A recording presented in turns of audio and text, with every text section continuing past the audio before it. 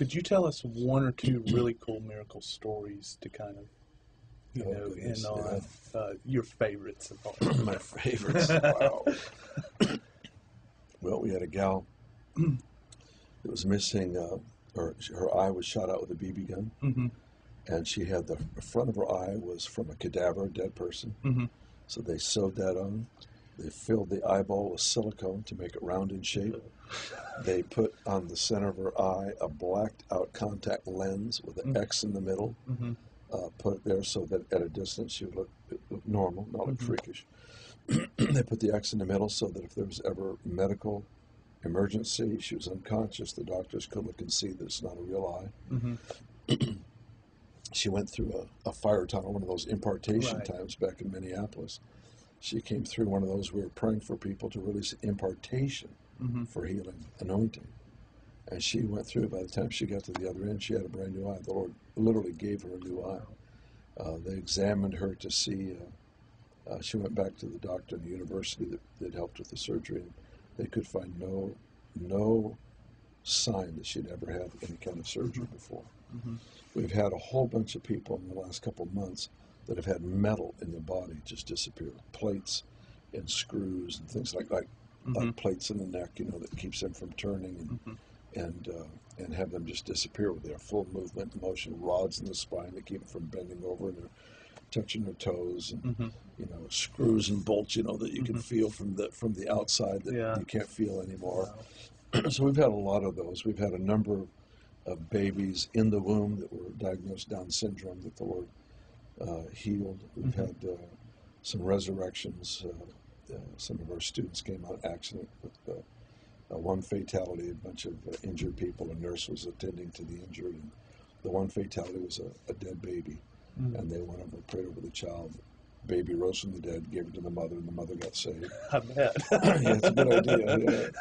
Yeah. So there's a lot of these. I'll tell you. I was in a conference up in where was it? North Dakota, I think it was. I was there with Bobby Connor. He was a dear friend of ours, and we had leukemia was healed that week, and actually, doctors report they were examined that week. The blood count had returned to normal. But my favorite miracle was a woman had a broken finger, little finger. She broke it many years ago, and it was crooked. Mm-hmm. And I mean, I can tell you the cancer's disappearing, the blind eye's opening, the tumors just disappearing, deformed bones in a feet that you can feel with your hand, and then it just dissolves. I mean, extraordinary things. But this one represents something for me that's really dear to me. This little finger was crooked. Now, she had all movement, and she had no pain. Mm-hmm. So why would God heal that? Mm-hmm. I expect him to heal the leukemia. Right. That's life-threatening. Right. That's got to be done. But why would he heal a crooked, broken finger? That tells me more. He did. He straightened the finger out. Why? It's because if it matters to you, it matters to him. Mm-hmm. And that tells me more. I expect him to heal the leukemia. I expect the brain tumor. Right. But when he straightened that finger out, it told me more about our Father than all the cancers I've seen healed. Mm-hmm. We had a guy who ate bad food. The worms ended up in his brain, created nests in his brain. They were able, through treatment, to kill the nests, but the nests to kill the worms now. He was in torment. He walked into the room. They let him in like a zombie. Mm-hmm. He was so heavily medicated. He had a short time to live. Mm-hmm. The nest had crystallized in the brain. The pain was unbelievable. I bet. And they walked him into the room, just literally a zombie. Began to pray for him, and you could feel the thing lift off. Now, there was no immediate change that you could see, but you could feel it lift off because it was a spirit. It had its root in a spirit. You could feel it lift off.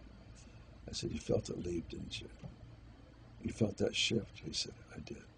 So here he is. He's just heavily drugged. Within, I don't know exactly how many days, within just a few days, he's absolutely 100% all the way back to normal. Obviously not going to die, because the crystallized nests that were in the brain, the Lord had just removed, simply just had removed. Extraordinary miracle. And there's just a lot of them. We've had several weeks in a row now. I think 5 in a row. We're in our healing rooms. We've had blind eyes open.